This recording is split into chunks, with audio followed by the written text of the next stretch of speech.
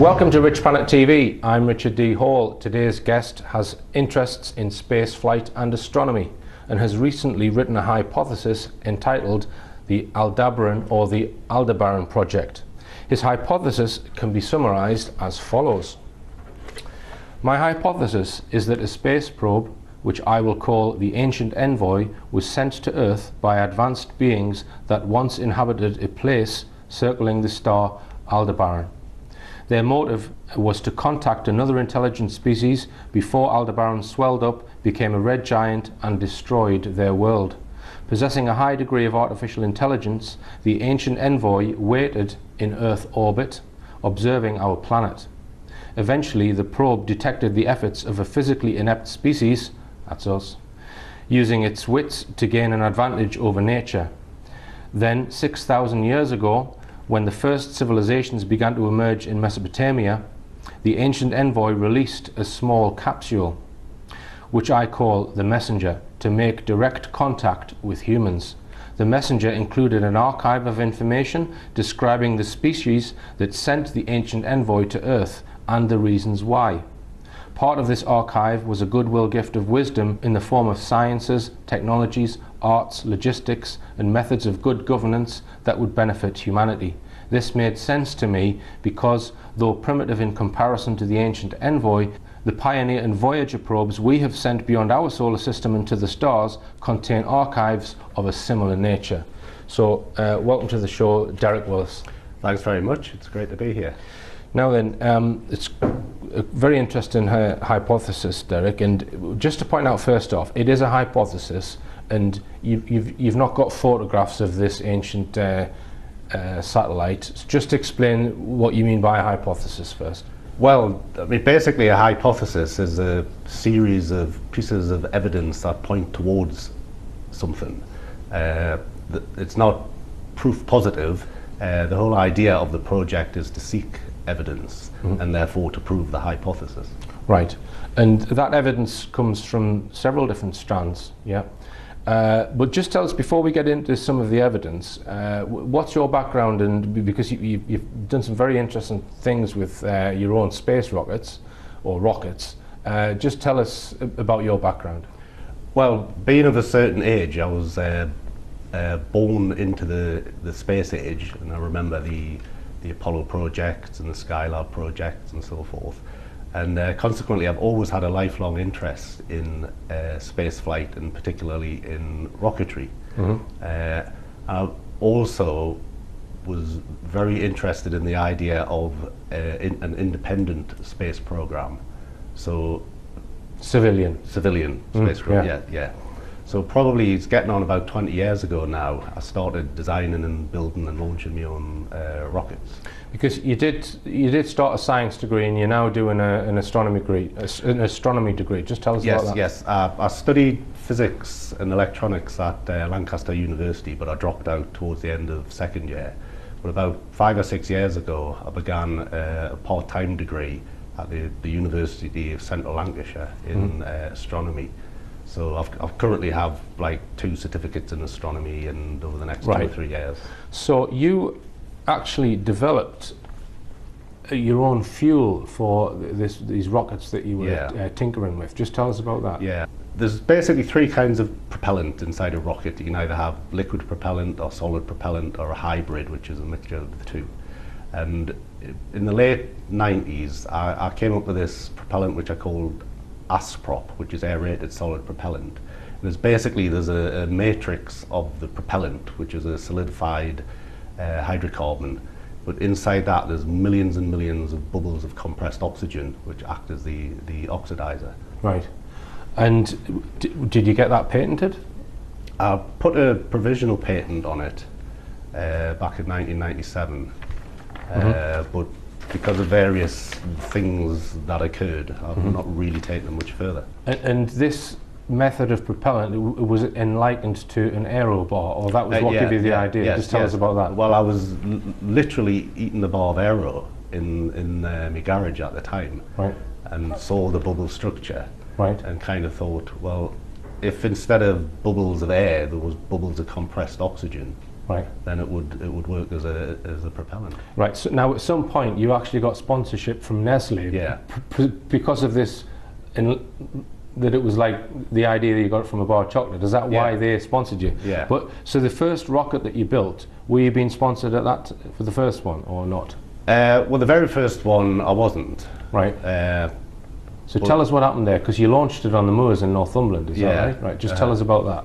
It went about 1,000 feet. I mean, it was a fairly small rocket. It was about a metre or so tall. Right. It's just very primitive prototype, but that led to some publicity.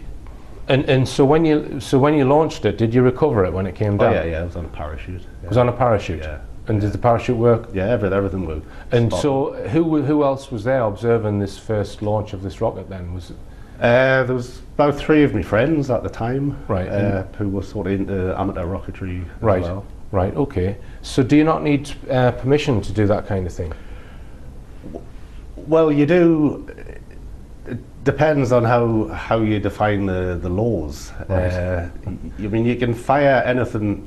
Things have changed now, I should point out. I mean, back then, this is getting on 15, well, more, 18 years 97. ago. Yeah, 1997.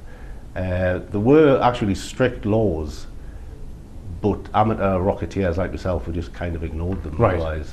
Right, all right. So then the publicity then brought a little bit of sponsorship from Nestle. Yeah. So tell us what happened then. Well, I basically got a phone call from their PR company who said, look, we've seen in the newspapers and on local TV what you're doing, and there's obviously a link with Aero and Nestle. Would you like some money? Right. And so I didn't say no. And so you set up, or were involved in setting up, the Space Quest Foundation, which was like an amateur rocket society which had a workshop. Is that Yes. right? Yeah. So, and then you built a bigger rocket then, is that? Yes. Well, we then built Aerospace One, which we flew. There is film of it, which Nestle insisted that it was done almost privately. Right. Because they didn't, as far as I can gather, they didn't really want to be involved in some kind of explosion or something like that. So they wanted to know that it worked first. I see. So we Covering flew, their arses. basically, yeah. So we flew that, and it worked fine. Right. And then we built Aerospace 2, which is... There's a third rocket. Yeah. Yeah, that was your third rocket. rocket. Yeah. And how high did that one go? Well, we didn't actually properly launch Aerospace 2 because by that point we were starting to get into a bit of bother with the history of Nestle. Right. So there was certain people who found out that Nestle was sponsoring your project weren't happy because of Nestle have animal rights people and other people protest against this corporation. Yeah. So that put pay to your funding, is that? Basically, yes. I mean, we started to receive letters and emails. I mean, there weren't so common emails at the time. From various animal rights organisations, basically saying, "Do you know the nature of the company that you're involved in?" Yeah. You see, my mind, when I hear something like that, goes to the fact that could be a setup. It might not have been animal rights people complaining. It could have been representatives of NASA, for all you know, that do not want a civilian space program. You know what I mean? I'm not saying it was, but I can't imagine people who I know who are pro animal rights wanting to stop you developing a civilian space program. I mean, maybe they did. I don't know, but so. One of these rockets, you got up to 5 kilometers in height, is that right? Yeah. All right. And so was your eventual intention to launch one and get one in orbit? That was the ultimate aim, yeah. So what you were doing is just developing a sequence of rockets to get further and further and learn from each one, and then perhaps build one that you could then put in orbit. Yeah. And would that require some kind of control system on it and navigation? Oh yes, it would have to have a guidance system. Guidance system. Yeah. So had you thought about guidance systems? Yes. We'd designed well, they call it an inertial guidance system. It basically uses gyroscopes. Right. To give a frame of reference.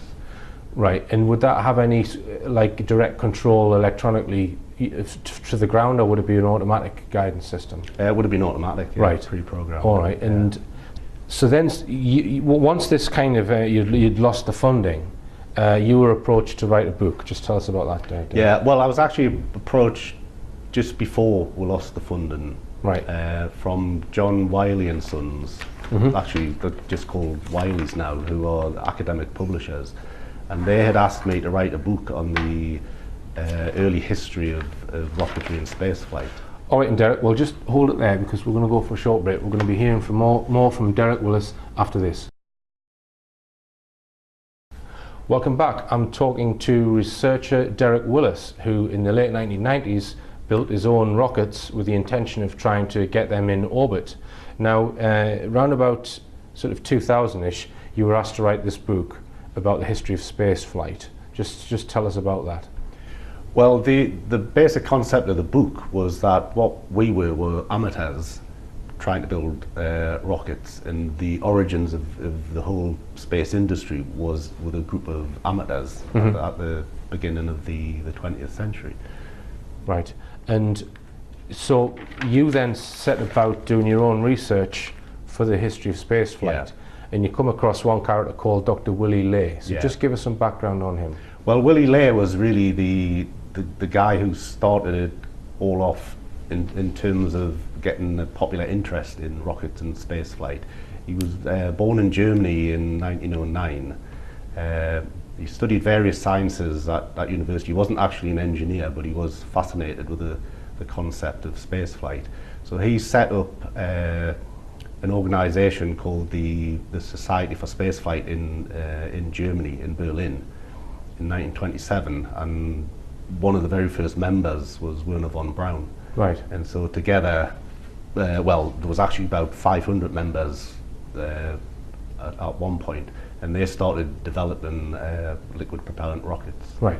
So von Braun, who was the lead sort of engineer of the Nazi rocket program, the V2, who then defected to the Americans and worked on, well, Apollo. Yeah. So now Dr. Willy Ley made various comments and was also linked to the Vril Society, but you're not sure whether he was actually a member of the Vril Society. So just tell us about the Vril Society and what Willy Ley is alleged to have said. Right. Well, very briefly, he in 1933, when the Nazis came to power, he moved to America, whereas von Braun was happy just to take the Nazis' money for developing the V2 and so on. Right. So, but Willy Ley, he became more of a reporter and a popularizer of spaceflight. Because the armed forces, A, have repeatedly declared that they are not of their making, the flying saucers, and B, it would be highly unlikely that one branch of the government spends money, time, effort, and machinery on investigating something done by another branch of the government. Right.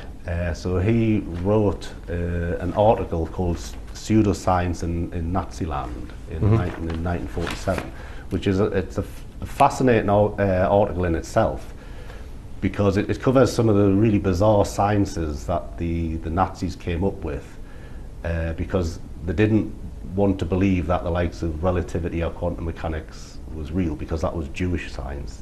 Right, so Einstein. Yeah. Right. Yeah. So they came up with a whole range of bizarre sciences, like the notion that the whole universe is made of ice, for example. But one of the other subjects that Willy Ley covered in the article was about an organisation called the Society for Truth, which in more recent times is called the Vril Society. And they believed that there was a mysterious energy that they could tap into from somewhere. Well, the first mention of Vril goes back to a book by a British author called Edward Bulwer Lytton. This was written in the 1870s, and it was called Vril, the Power of the Coming Race, in which he first described this unusual energy, which it's actually Michael Faraday was probably the first person to talk about this single energy that links everything together. So would that be the energy of the vacuum, 0 point energy, do you think? Or is it more sort of along the lines of the orgon accumulator with Wilhelm Reich? Or do you think they're one and the same? Well, tended just to think that it's cold fusion. That's Right. been my thoughts on it, but I don't really rule anything out. Right, I see.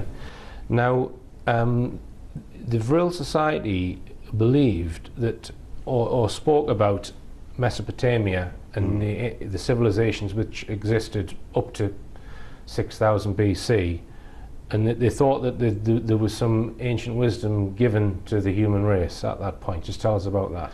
Yeah, well, what the Vril Society basically believed was that a race of beings came from Aldebaran around 6,000 Right, so years they actually ago. specify the star, Yeah, which is the yeah. title of your book. Yeah, Okay, right.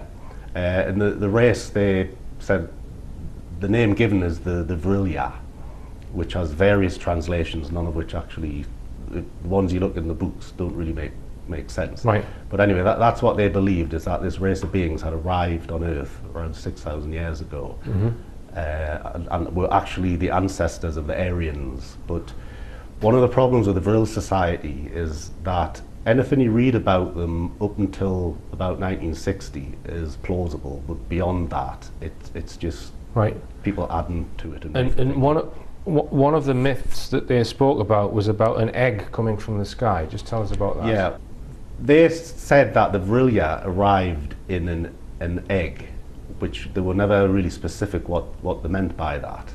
Whether it was a huge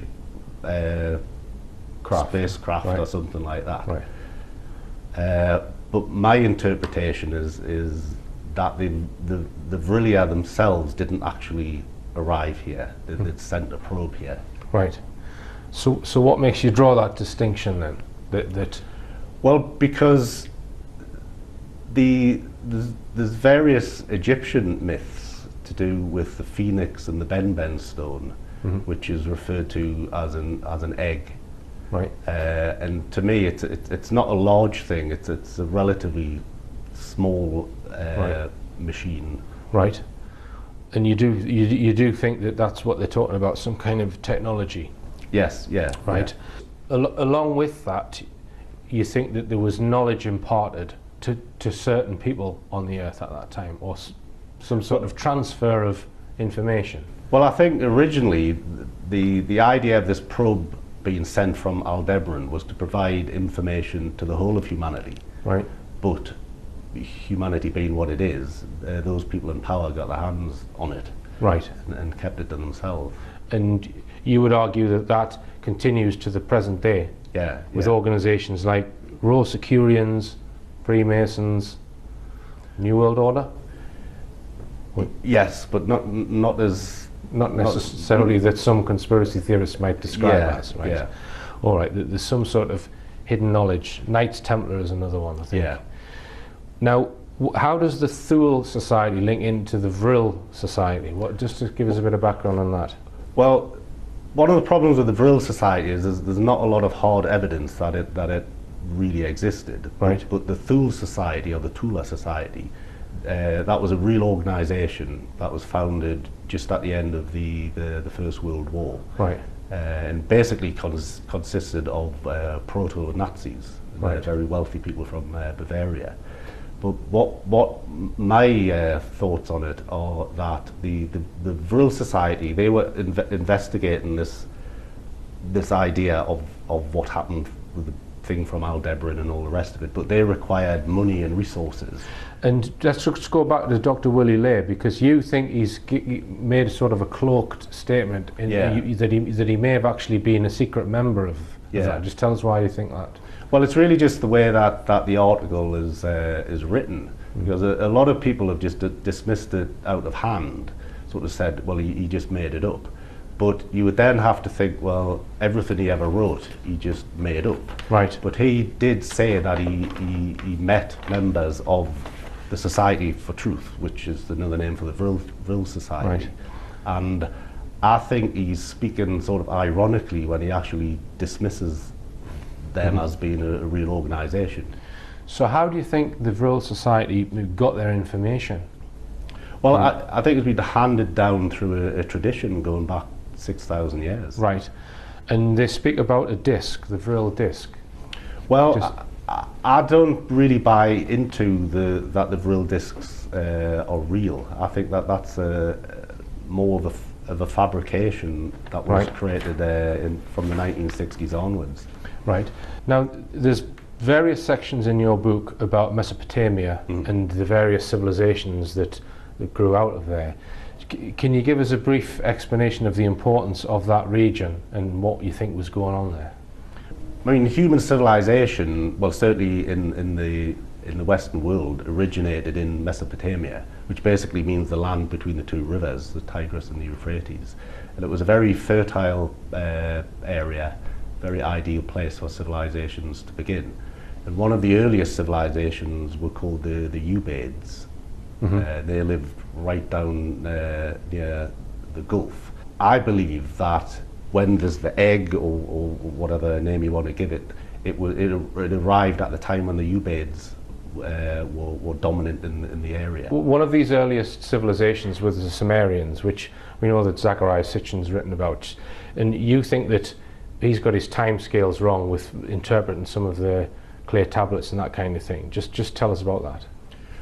Well, I'm just going by the archaeology, in the sense that the tablets are just dated to about 4,000 or 5,000 years ago.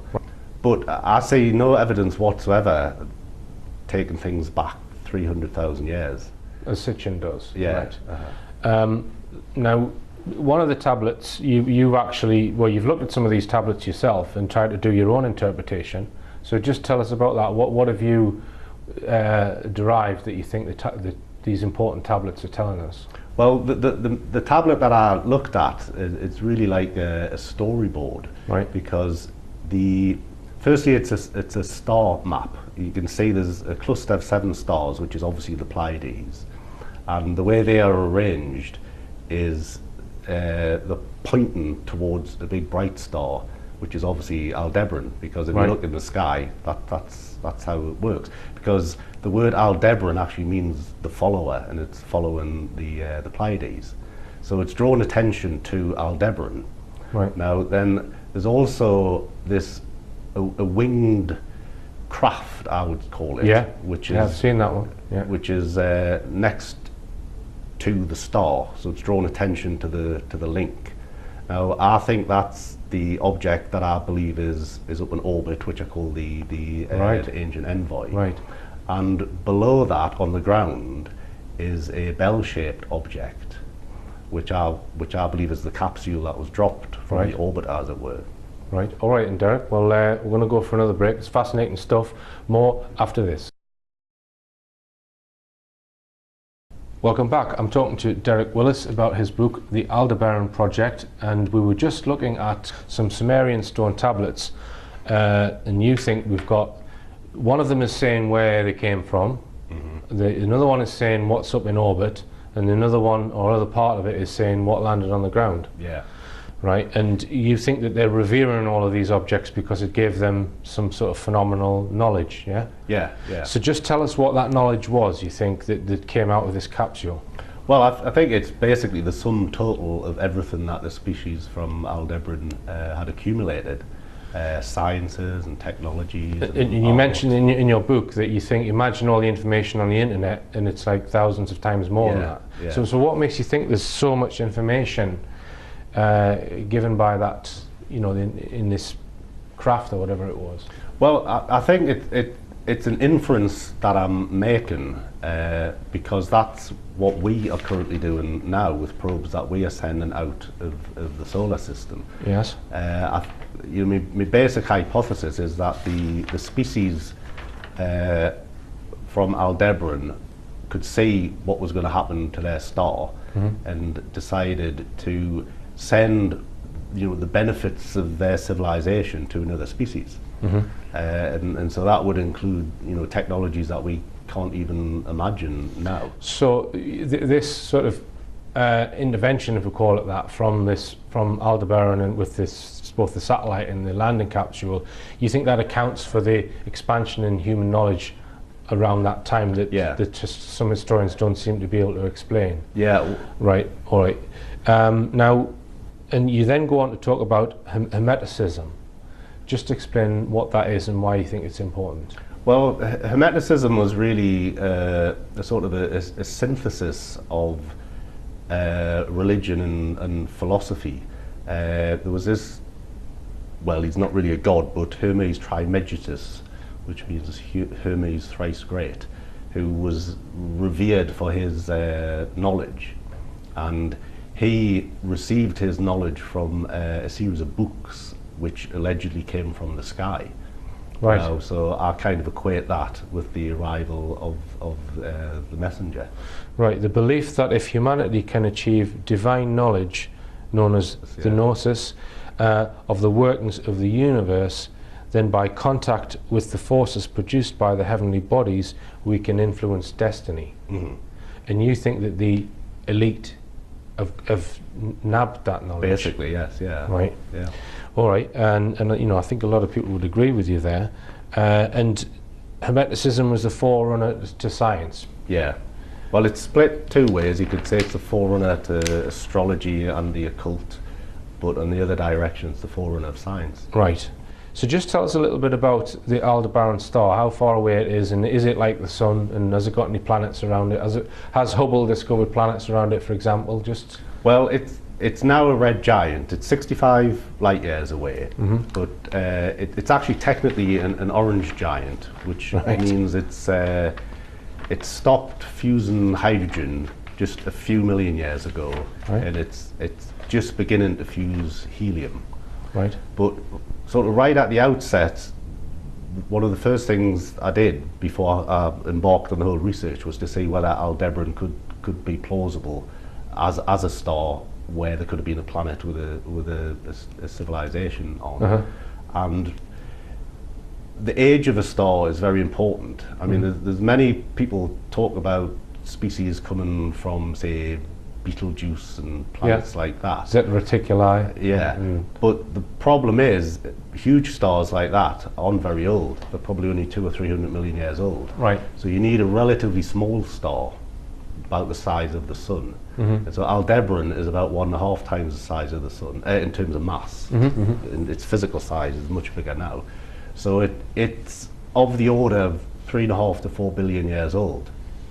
So there was plenty of time for life to evolve on any planet's orbiting. So you're comparing Aldebaran with the sun, and you're looking for similarities because you think that if it's life similar to ours, it would have a similar environment. And you also looked at Bracewell probes. Just tell us about that, because this is another thing that humanity has done or suggested that you think another race might have beaten us to. So just tell us what Bracewell probes are.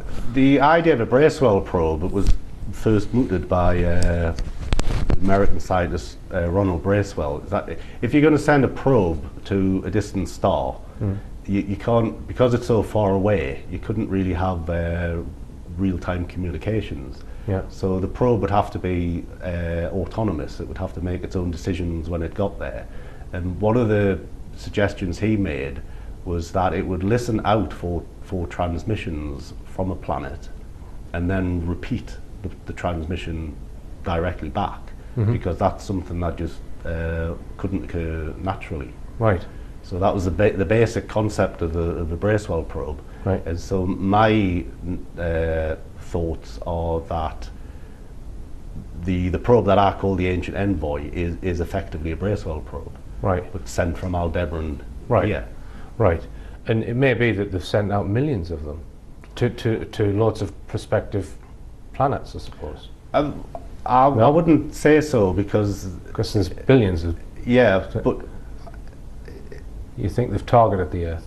I think they have, because I think they would have observed the Earth. I mean, you know, we're only just now starting to see exoplanets around other stars. Well, obviously they would have had far better instrumentation and would have seen that the sun had a planet that was right in the Goldilocks zone, as they call it. Right.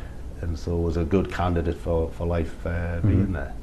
And some of the knowledge that you think may have been derived, that you think has been secretized, you give quotes of, well, knowledge truly is power, and you've got a quote from Aristotle, saying that the difference between the educated and the uneducated is the same as the difference between the living and the dead. Yeah, It's a bit strong, that one, isn't it? Well, he was quite a character, I suppose, wasn't he? Now, you also discuss some of the rumours of reptilian races and reptilian agenda, which do you claim that the whole reptilian thing started in 1983 with the film V? Or, I mean, we've got dragon myths and this kind of thing. Just tell us about your opinion on the reptilian phenomenon. Well, my view on the reptilian agenda is that it's an allegory. It's not really talking about shape-shifting reptiles. Mm-hmm. I think it's basically talking about what I'm talking about, but it's kind of been dressed up in a more sensational, metaphorical thing. Yeah. Right. I see. And that fear, which I speak about a lot, the promotion of fear in order to dumb down the masses, is linked to serpents, fear of serpents. All right. Now, who are the Watchers? Well, where do they fit in? The Watchers began as good guys, but then their reputation was denigrated. My belief is that the Watchers were the people who, after the messenger arrived, there was various groups of people who had the knowledge. Who had the knowledge, yes. And there was the people who took it away secretly and had hidden it. Mm-hmm. But there was a group of people who they know of the arrival of the messenger, and they protect the knowledge that it exists. I see. And they are referred to in some ancient texts, and are referred to as ER or IR.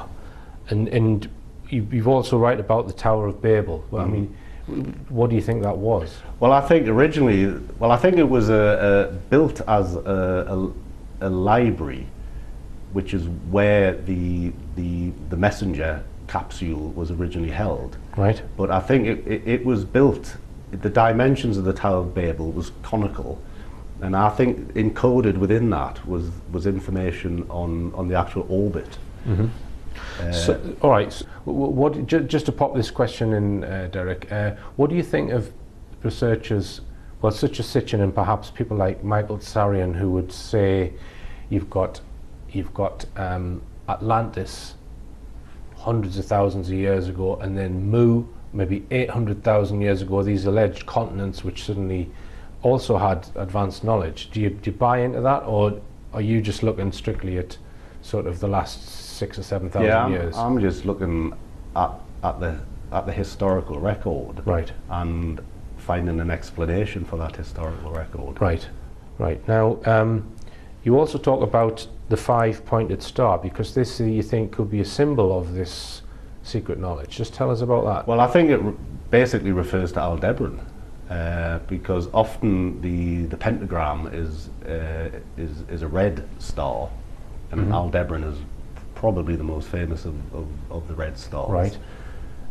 And the apple is often used as a symbol of knowledge, from the tree from Adam and Eve, and also fallen on Isaac Newton's head. And you reckon there's a secret thing coded inside an apple? Just tell us about that. Yeah, well, that Pythagoras was famous for introducing that notion, but I think it was actually existed a lot earlier than Pythagoras. But basically, if you cut an apple across halfways instead of through the core, then the pips form a 5-pointed star. Right. And also very quickly the tannin will turn the apple a sort of a reddish brown colour. Right. And so to be a member of the Pythagorean society, that's how you introduced yourself. You were handed an apple and a knife, and if you cut it the right way, they knew that you were part of the secret. So it's a bit like a Masonic handshake. Basically, yeah. Right. Yeah. And interestingly, the Vril Society used exactly the same method. Fascinating. Welcome back. I'm talking to Derek Willis, whose hypothesis states that there could be an ancient alien satellite in orbit around the Earth. Now, you think it's in a polar orbit. Just tell us what a polar orbit is. Well, Basically, it passes over the North and South Pole. Right. So it's travelling in a northerly and southerly direction. So it's going at 90 degrees to say the Yeah. moon. And do many of the other satellites that we've put up go in polar orbits, or does most of them go in horizontal orbits? How does that compare? Well, most satellites that are intended to observe the Earth will go to a polar orbit. Right. Because when the Earth turns, it will turn beneath the orbit. Yes. So that the satellite can cover the entire Earth. Now, we mentioned earlier in the interview Werner von Braun, and he's famous for developing the V2 rocket, and you think some of that evidence is important for your hypothesis, yeah? Yeah. So just explain the significance of rocket development in the 1930s and 40s. Well, the V2 was obviously designed as a missile and to use against Britain. But after the end of the war, 1946-1947, there was a spate of sightings known as the ghost rockets of Scandinavia. Yes, Timothy Good's written a lot about Yeah, those. yeah. And I've kind of spent a lot of time actually visited Norway to interview some people about Really? these things. Yeah. Right. And they fall into three categories. There's either these very small rockets which are about 7 or 8 feet long, or there's very large rockets that are 60 or 70 feet long. And there's the third type is this sort of a winged dart thing. Now, the kind of people think them could be UFOs or whatever, but what I recently discovered is that the winged dart was actually a real missile being developed secretly by Sweden. Okay. So I took that point as meaning, well, yes, the other types of rockets were probably real as well. Right. And so what my conclusion on that is that right at the end of the war, the Nazis with Heinrich Himmler were attempting to use V2s to shoot the ancient envoy out of orbit. Right. In order to acquire the knowledge that was. It was not possible to cover everything in the hypothesis in a 1 hour long show. I will therefore give a brief summary of some of the most interesting evidence. Assuming the Nazis were indeed trying to shoot down the alleged ancient alien satellite, in order to do this, the exact orbital path would need to be known in order to know where to fire their missile. I asked Derek whether he thought anyone had determined what the orbital path might be. He explained that the satellite orbit could have been encoded in ancient monuments, such as the Great Pyramids. It's well known that the Great Pyramid is aligned perfectly along north-south. So too is a satellite in a polar orbit. Derek's original idea that the orbit is polar goes back to the mythology about the planet Nibiru. This planet, which has not yet been discovered, is known in mythology as the planet of the crossing. He deduced from this that Nibiru might form a cross with the ecliptic, where the other planets are aligned, which means it could be in a north-south polar orbit. He also contends that mythology is full of numbers, the most important being 12, and this number is related to how many lunations or moon cycles there are in a year. He concluded that if you were going to leave a satellite hidden in plain view, as it were, they would have encoded some kind of information so that people would know where it was. He deduced from that the orbital period of the ancient envoy would probably be 1/12 of a day, in the same way that the moon is 1/12 of a year. Once you have the orbital period, it is then possible to calculate the satellite's altitude. As mentioned earlier, Derek believes the Nazis were trying to shoot down the ancient envoy using the V2 rocket. He believes this quest was taken on by the Americans after Operation Paperclip. Following the Second World War, the Nazi rocket scientists moved to the US and took their knowledge with them. In 1947, there was a very mysterious rocket flight from a US aircraft carrier in the Atlantic Ocean. It was a test of a V2 missile. The V2 used a liquid propellant which takes hours to prepare and is therefore not normally suited to being launched from a ship. Derek described this test as highly unusual. The missile flight was in September 1947 and was right beneath the flight of the path where Derek suspects the ancient envoy is situated. He suspects the US were trying to knock the Envoy out of the sky, just as the Nazis had attempted to a few years earlier. When satellites started being launched in the 1950s, one particular satellite project in 1958 could provide further evidence that the US were trying to observe the ancient satellite. Project Pilot was the launch of a tiny satellite, which weighed just around a pound, into a polar orbit fitted with an infrared camera. Could this satellite have been seeking the ancient Envoy?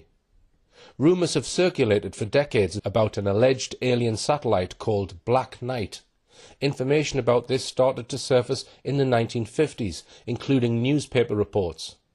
Derek believes the story about Black Knight is partly true and refers to the ancient Envoy in his hypothesis, but that the story has been mixed with less credible information over the years. Other evidence which Derek points to back up his hypothesis is the specification of the NASA space shuttle.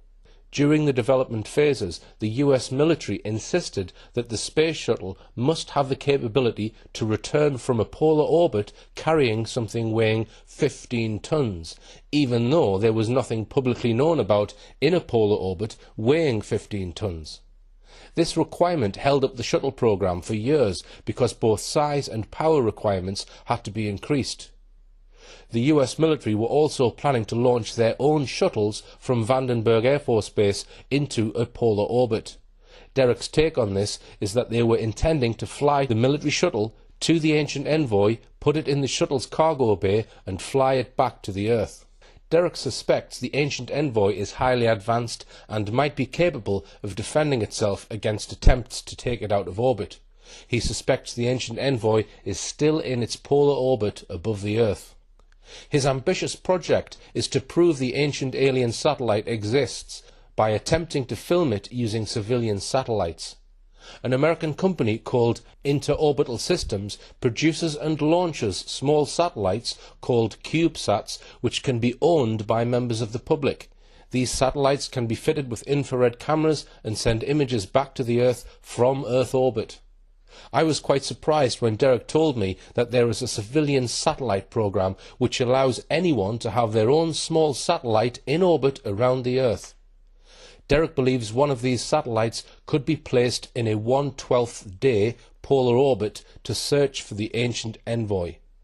To find out more, visit Derek's website aldebaran-project.org. This is the basic CubeSat. It's about 4 inches square. It has solar panels, it has camera, it has electronics. And that's the actual size of the That's thing the size of that it, goes in orbit around the Earth. Yeah. And there's been a couple hundred of them launched so far. Interorbital actually, they provide the kit, which you then assemble, and then they do the launch. But you can also buy kits from other companies and have them hitch a ride on other rocket launchers. Because one of the things about the ancient Envoy is that it will behave like a black body, in that it'll absorb light of all different wavelengths, but it'll only emit light at infrared wavelengths. Right. So the camera on board would be an infrared camera. I see. So the company puts them into an orbit that's about 300 kilometers high, but the ancient Envoy is much higher than that. Right. So it needs to be raised to a higher orbit. And that's what this device here is for. Just tell us what that is then, Derek. Well, that's basically it's a rocket motor which is powered by water. Right. Just electrolyze the water, split it into hydrogen and oxygen using the electricity. Right. And then it's burned, is it? Is it a jet? Yeah, it's a jet, and that will raise it to the orbit that you require. Right. So you're proposing to get some funds together to buy or to launch one of these, so it can then go and search for the ancient Envoy. Yes, that's the idea. Yes. Right. So have you got a fund set up for that, Derek? Well, it's the sale of the book. That's the sale of the book. Yeah. All right. Okay. Well, I better plug it now. Right, so now, is it actually in print now? Because this copy that Derek gave me was sort of a draft. Wasn't it? Well, that's what I call the manuscript edition. Right. Which I've probably sold a couple hundred copies of that now, but I'm currently negotiating with a publisher to have like a proper version. Right. Okay. Well, what do you say to people who say, how on earth is a civilian going to find this ancient envoy when the likes of NASA and probably the Air Force and other NSA were bound to get it first? Is it not a... Do you see what I mean? Or might they not have already captured it? No, I don't think they have. I think when they attempted to do it in 1947, see, because how they tried to knock out orbit, this is what I believe, is they set off a charge which would slow it down. You know, if you think the expanding gases are going to slow it down. Right. But it's not a stupid device, so it knew exactly what was going on. All right. So I think it's kind of, you know, I mean, it's like firing a pea shooter at it, really, when you think about it. Okay. Because you think it's quite heavy, this thing. Well, not so much in terms of its weight, just in terms of its defence systems, things like that. Right. You know, and for instance, I think that the Explorer 1 satellite, it actually vaporised it because, again, it tried to get close. I mean, there's a great mystery to America's first spy satellite, because they've never properly explained why it disappeared.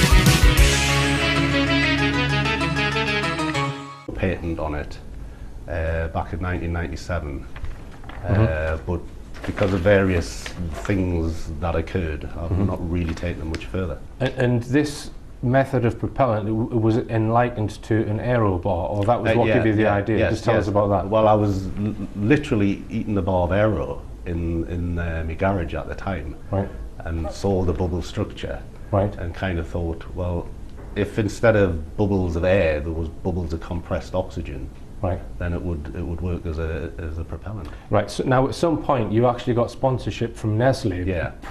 Because of this, that it was like the idea that you got from a bar of chocolate. Is that why they sponsored you? Yeah. But so the first rocket that you built, were you being sponsored at that for the first one or not?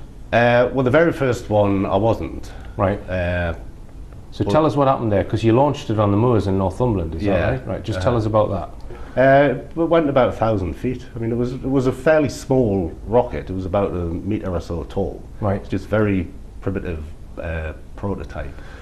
But that led to some publicity. And so explain what you mean by a hypothesis first. Well, I mean, basically a hypothesis is a series of pieces of evidence that point towards something.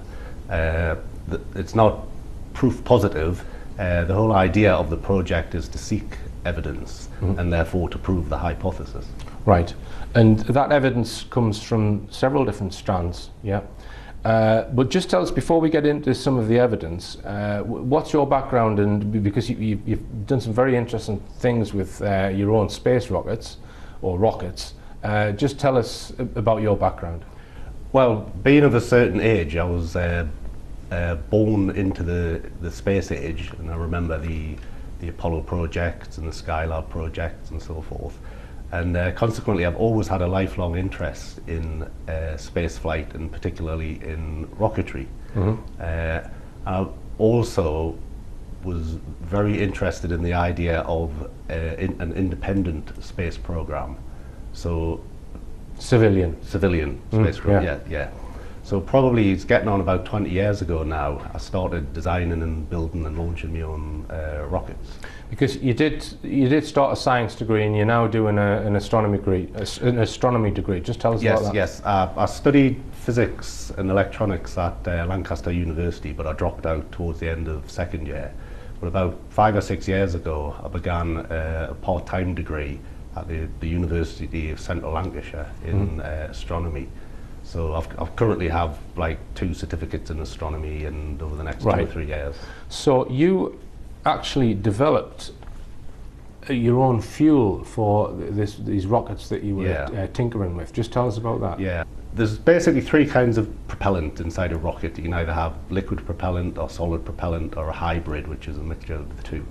And in the late 90s, I came up with this propellant which I called ASPROP, which is aerated solid propellant. There's a matrix of the propellant, which is a solidified hydrocarbon, but inside that there's millions and millions of bubbles of compressed oxygen, which act as the oxidizer. Right. And did you get that patented? I put a provisional.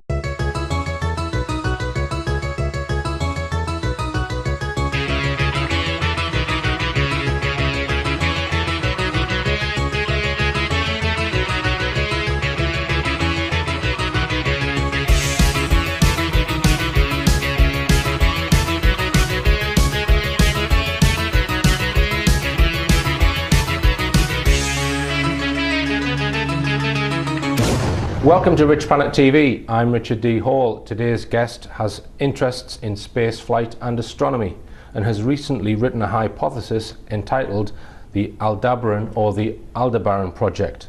His hypothesis can be summarized as follows. My hypothesis is that a space probe, which I will call the Ancient Envoy, was sent to Earth by advanced beings that once inhabited a place circling the star Aldebaran. Their motive was to contact another intelligent species before Aldebaran swelled up, became a red giant and destroyed their world. Possessing a high degree of artificial intelligence, the Ancient Envoy waited in Earth orbit, observing our planet. Eventually, the probe detected the efforts of a physically inept species, that's us, using its wits to gain an advantage over nature. Then, 6,000 years ago, when the first civilizations began to emerge in Mesopotamia, the Ancient Envoy released a small capsule, which I call the Messenger, to make direct contact with humans. The Messenger included an archive of information describing the species that sent the Ancient Envoy to Earth and the reasons why. Part of this archive was a goodwill gift of wisdom in the form of sciences, technologies, arts, logistics, and methods of good governance that would benefit humanity. This made sense to me because, though primitive in comparison to the Ancient Envoy, the Pioneer and Voyager probes we have sent beyond our solar system and to the stars contain archives of a similar nature. So, welcome to the show, Derek Willis. Thanks very much. It's great to be here. Now then, it's a very interesting hypothesis, Derek, and just to point out first off, it is a hypothesis, and you've not got photographs of this ancient satellite. It's just